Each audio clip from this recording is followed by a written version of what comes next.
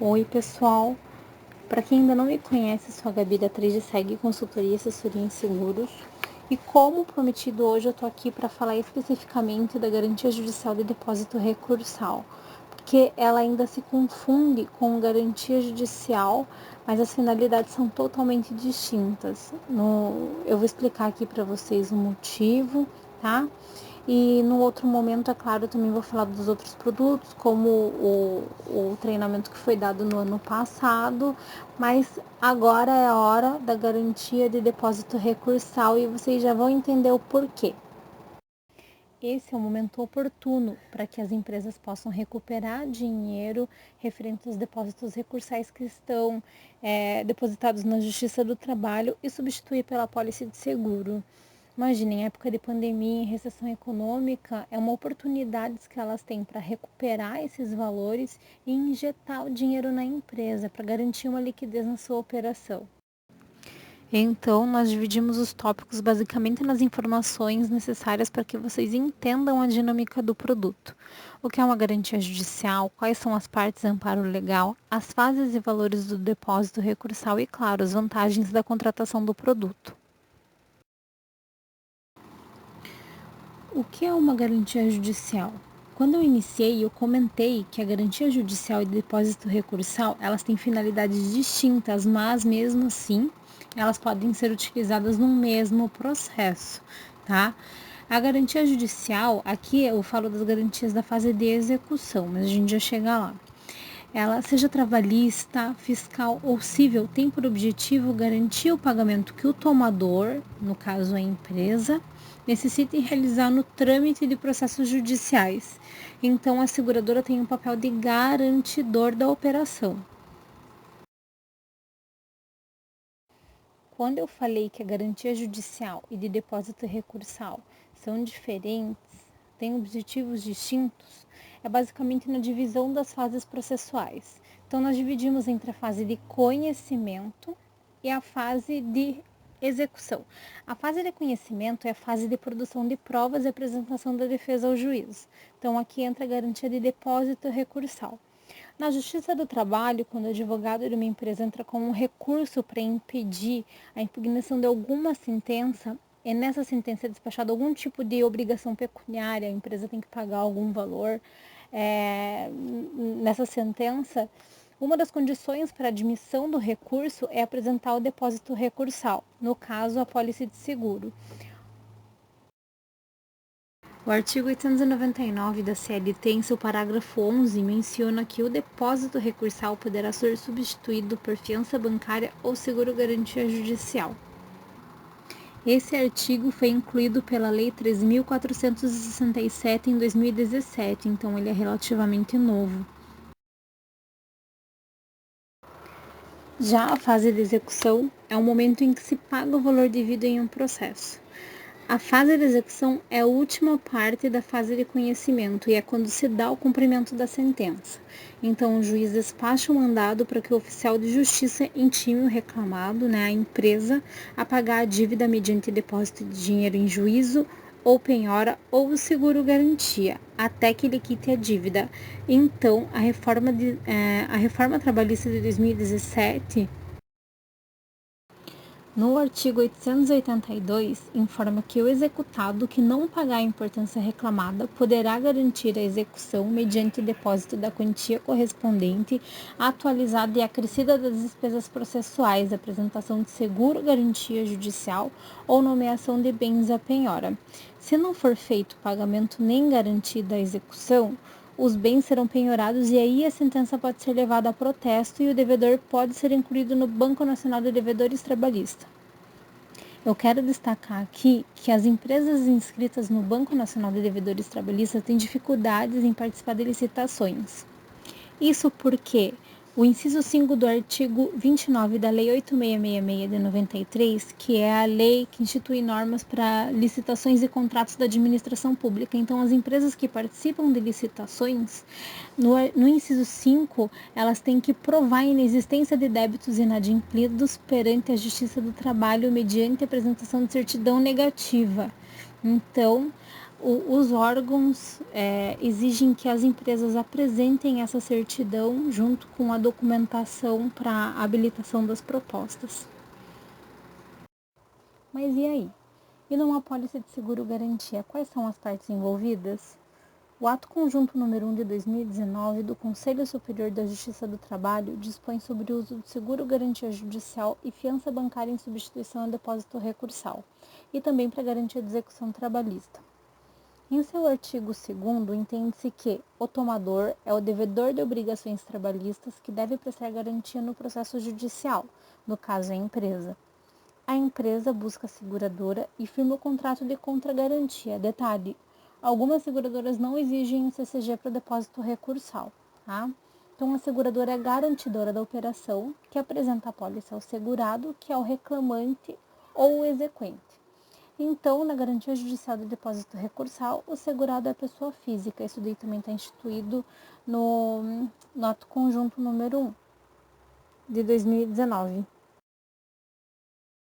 Essas garantias têm amparo legal no Código de Processo Civil para as garantias judiciais cíveis. As garantias de execução fiscal, olha, tem muitas particularidades, tá?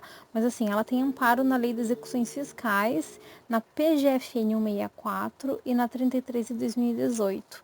Tem algumas portarias estaduais também. Eu falo que tem muitas particularidades, então tem que ser no caso a caso. Mandem sempre a ficha mais fidedigna, com um preenchimento feito pelo advogado da empresa, tá? Para a seguradora conseguir fazer uma análise e também adaptar as condições da apólice. Conversa para outra hora também. As judiciais trabalhistas são embasadas no na CLT, né? E no Ato Conjunto número 1 de 2019. Esse ato conjunto mencionado há pouco foi o que consolidou os requisitos para aceitação de seguro-garantia. O depósito recursal trabalhista é uma obrigação que o empregador tem quando deseja recorrer de uma decisão judicial definitiva dos respectivos órgãos jurisdicionais quando das reclamatórias trabalhistas. Tá? O advogado promove a ação, então tem audiência, não teve acordo. O juiz deu a sentença e o reclamante não ganhou a ação. Quando o juiz atribui o valor da sentença e esse valor servirá de parâmetro para o valor das custas processuais e do depósito recursal, que nesse caso tem a finalidade de que o reclamante tenha a garantia mínima de que ele receberá um valor mínimo, porque é um processo bem demorado. Na sequência, a gente já vai falar das fases que envolvem as demandas da garantia de depósito recursal.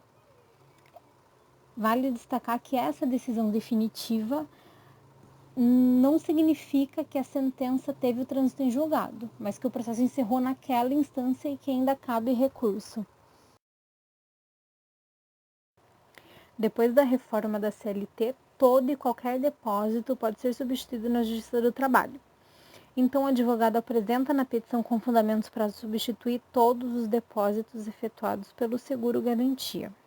O pedido de substituição pode ser realizado a qualquer tempo, em qualquer fase do processo. Novamente, para que o seguro-garantia judicial passe a garantir o processo, é necessário que o advogado da empresa peticione a substituição dos depósitos realizados nos autos pela apólice. Então, aqui eu simplifiquei, né, pelo menos no meu ponto de vista, para mostrar para vocês quais são as fases que demandam o seguro-garantia de depósito recursal.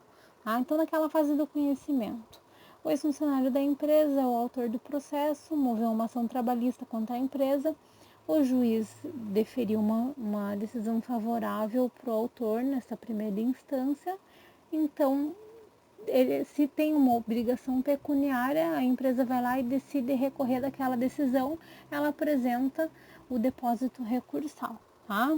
Então, na segunda instância, a empresa recorreu da ação, né? Então, a turma do TRT emitiu um acórdão em decisão do trabalhador também, tem que apresentar novamente a garantia do depósito recursal.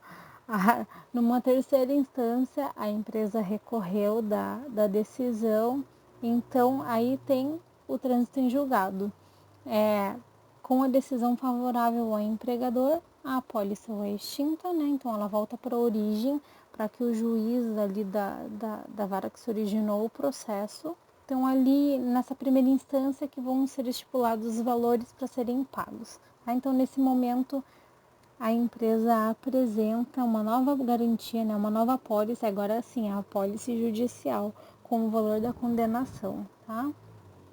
Os recursos contra as decisões definitivas das varas de trabalho, né, dessas sentenças e dos tribunais regionais do trabalho estão previstos nos artigos 895 e 896 da CLT. Então, aqui a gente só quis mostrar de uma forma mais simples o mapeamento dessas fases do processo trabalhista em que há exigibilidade do depósito recursal. Em relação aos valores do depósito recursal, ficou estabelecido que o valor do recurso não pode passar o teto da reclamatória. Então, o que isso significa? Se uma empresa é condenada ao pagamento de R$ 18.000 em primeira instância e deseja recorrer da sentença em primeira instância através do recurso ordinário, o valor do depósito recursal será os R$ 9.828,51 no TRT, tá? Mas se o valor da condenação fosse R$ 2.000, por exemplo, o valor do depósito recursal para recorrer dessa sentença seria limitado ao valor da condenação. Aí seria os R$ 2.000, tá? Na verdade, assim, é R$ 2.000 mais 30%. Eu destaquei que não tem valor mínimo para substituir por causa do exemplo que eu acabei de citar. As vantagens para a substituição do depósito recursal pela apólice viabiliza o direito de defesa da empresa a recorrer da decisão por um baixo custo, porque as taxas são atrativas e as taxas do seguro-garantia tendem a ser mais baixas que as taxas da fiança bancária. E ainda, a empresa não precisa comprometer seu patrimônio e capital de giro, considerando que a contratação da apólice é rápida e tem um prêmio mínimo de R$ 200, pelo menos nas seguradoras que nós trabalhamos. Então, imagina, ao invés da empresa dispor do valor mínimo depositado em juízo, ela paga o valor mínimo de R$ 200 e apresenta a apólice. Além de oferecer como primeira garantia, agora alinhados ao princípio da menor onerosidade, as empresas podem substituir os valores já depositados em dinheiro pela apólice, dando direito à recuperação desses valores. Pessoal, foi um resumão, tá? Então, eu acho que é a quarta vez aqui que eu refaço essa apresentação, porque quando é um treinamento presencial, a gente vai ali, conversa com o pessoal, tem um bate-papo, né, uma interação, e aqui eu quis fazer de uma forma mais rápida para ninguém ficar com sono e para todo mundo entender qual que foi realmente o objetivo, né, de esclarecer para vocês com uma linguagem mais informal aqui sobre esse produto, sobre o que é o depósito recursal. Então, caso vocês tenham alguma dúvida, queiram saber como contratar, necessitem de orientação ou queiram as fichas de informações para cotação, entrem em contato comigo pelo WhatsApp, telefone ou e-mail. Como sempre, eu fico à disposição e espero que tenha sido muito útil para vocês, tá? Fiquem em paz, bons negócios e até a próxima.